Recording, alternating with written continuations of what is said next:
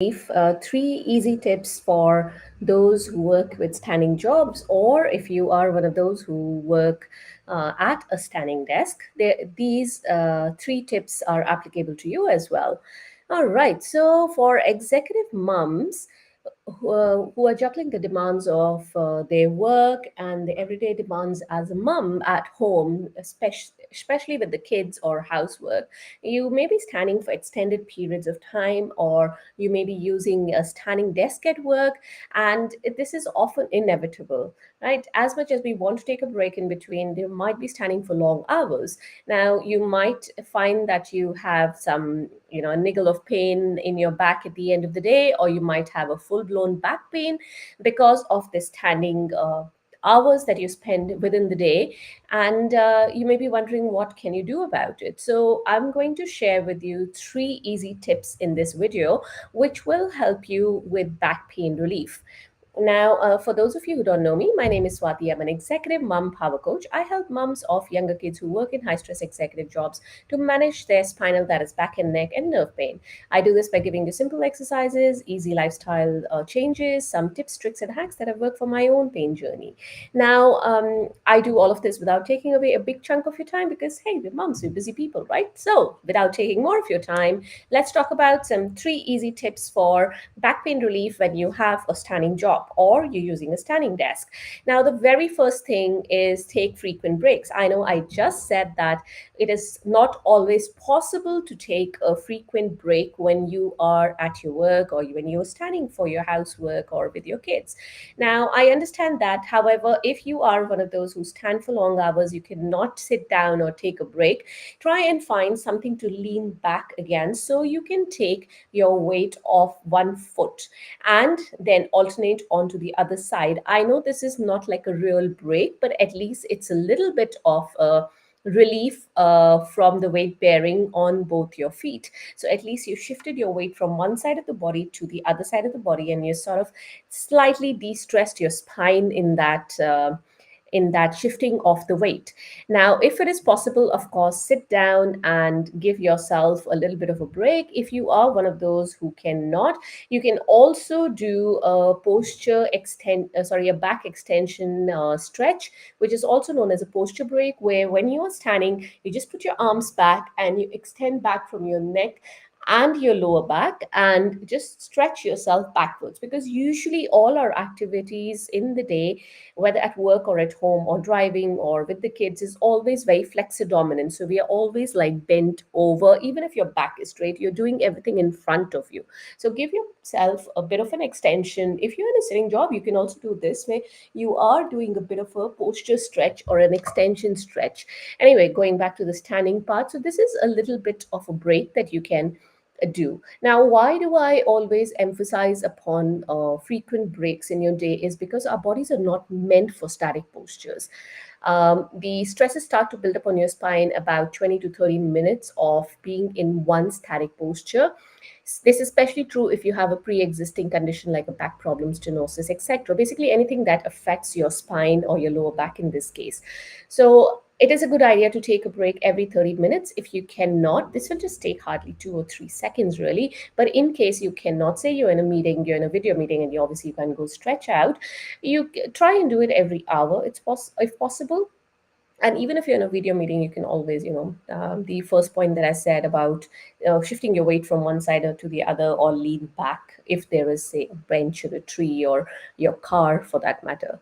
All right. So the second one, I'm just looking at my notes here, is wear supportive footwear. I mean, this is a no-brainer, of course, but some of us are in a job where you need to wear high heels or those pointy shoes. Carry a pair of flats with you. So whenever you get a chance, do change into those. Or if you're one of those who walk to work, say from the bus stop to your work, you can wear a pair of flats and then just change as you go into work. I have done that at times. Now, obviously not for my physio job, but for a part-time job as I did as a student, where I was supposed to wear high heels. Another thing is, when you wear high heels, what happens is your body weight is pushed forward. So your center of gravity, which is meant to fall, obviously the center here is more forward. So there are more chances of falling, and even if you don't fall, there's more weight on your toes than what they're supposed to take on. So of course there is a lot of stress on your calf muscles as well, because they're in a shortened position. So instead of their normal length, because you're leaning forwards, they are in a shortened position.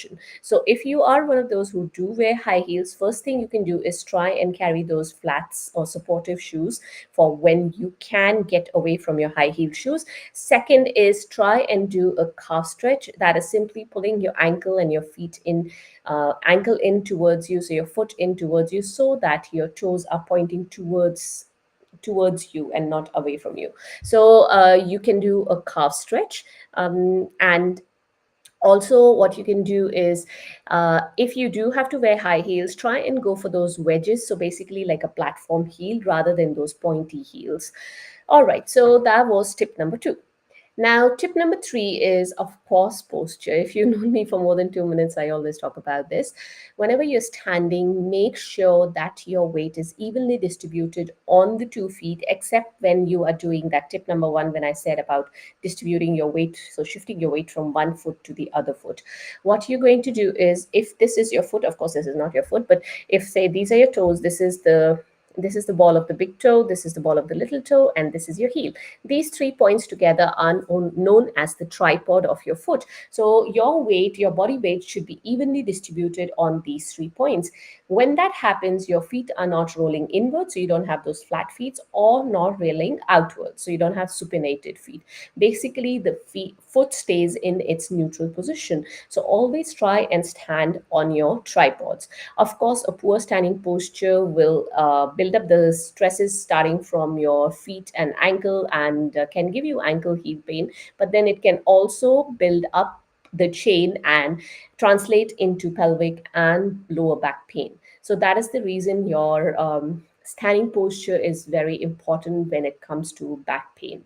Now, if you're looking for more tips, there are more of these, but I think the video will be too long if I cover them here. So I'm going to leave a link of a blog in the description of this video, which will take you to which will obviously help you with some more tips that I have on back pain relief when you have a standing job or using a standing desk. And in that blog, I have also left a link to a free guide. It's a checklist of about your standing posture. So if you're watching me on Instagram, the link will be in my bio. If you cannot find the link, say you're watching this sometime in the future and the blog is lower down, you can always message me and I will send it across to you. All right. So if you have any questions, any comments for me, do let me know. I have done a couple of other YouTube videos on standing posture. You can go check those out as well. But this blog will be quite full of information, because I have linked in quite a few videos and blogs into this specific blog that I'm going to leave in the description of the video. I hope this was useful, and I'll see you guys next time. Bye for now.